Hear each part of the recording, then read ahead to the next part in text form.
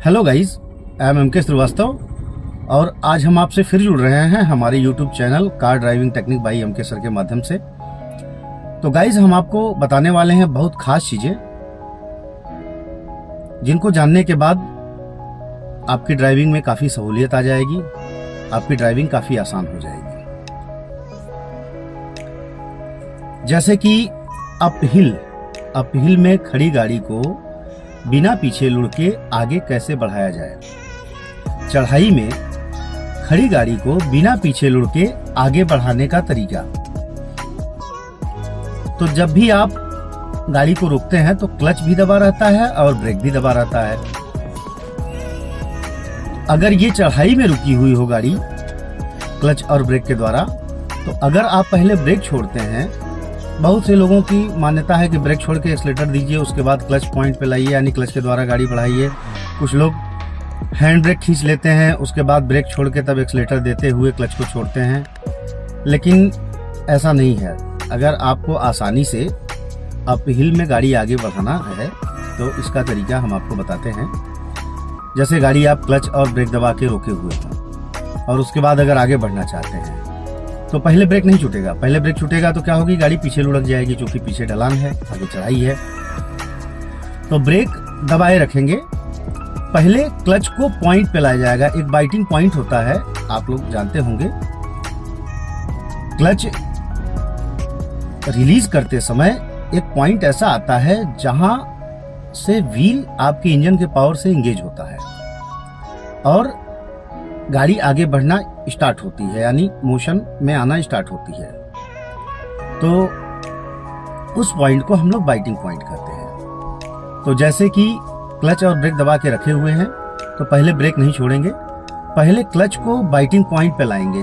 Biting point पे कैसे आई गाड़ी, ये फील कैसे होगा, क्योंकि गाड़ी तो आगे बढ़ेगी नहीं, ब्रेक दबाए हुए हैं। तो आपका इंजन जो है हल्का वाइब्रेट करेगा, नॉक करेगा, घर घर घर घर घर ऐसा करके आवाज करेगा, या हुड़ हुड़ हुड़ ऐसा करके कुछ भी आवाज करेगा। जैसी इंजन की बनावट हो, जैसे इंजन की फायरिंग होती हो, उस हिसाब से इंजन आवाज करेगा। तो जब आप बाइटिंग पॉइंट में आएंगे तो ये फीलिंग इंजन के आवाज से होगी कि नहीं, अब गाड़ी आगे बढ़ना चाह रही है। आपको फील होगा कि गाड़ी आगे बढ़ना चाह रही है, बट हम ब्रेक के द्वारा इसको रोक के रखे हुए हैं। उसी पॉइंट में क्लच को रख के ब्रेक छोड़ दिया जाए तो गाड़ी धीरे से आगे बढ़ जाएगी। ध्यान रखें कि ऐसा ना हो कि ब्रेक जब आप छोड़ रहे हो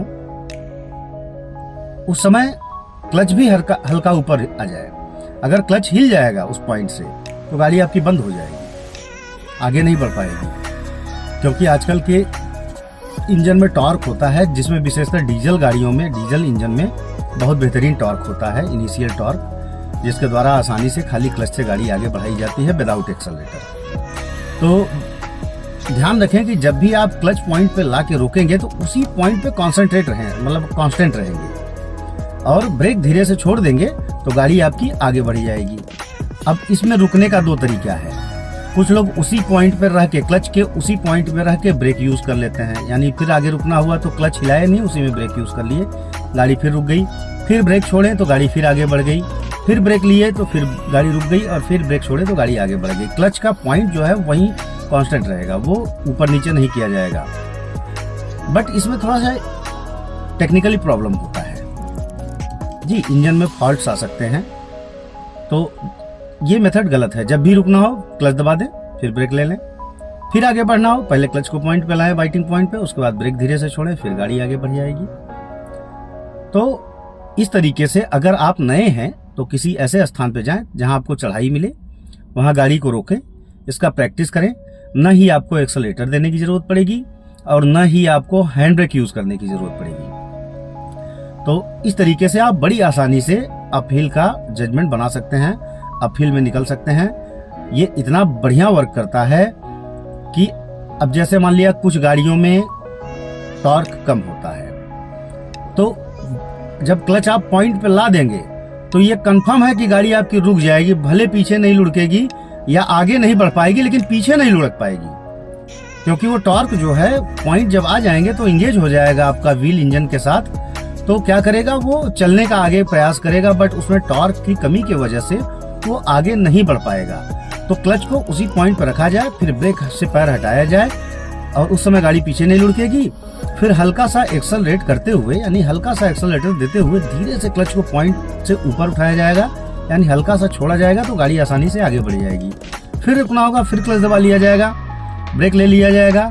फिर बढ़ना होगा तो आगे क्लच, मतलब पहले क्लच को पॉइंट पे लाएंगे, बाइटिंग पॉइंट पे, उसके बाद ब्रेक छोड़ेंगे। अगर नहीं बढ़ रही है आगे तो हल्का सा एक्सेलरेट करते हुए तब क्लच छोड़ेंगे। बट विशेषता आजकल की गाड़ियाँ इतनी बेहतरीन है टेक्नोलॉजी के मामले में कि बड़ी आसानी से क्लच से ही बढ़ जाती हैं।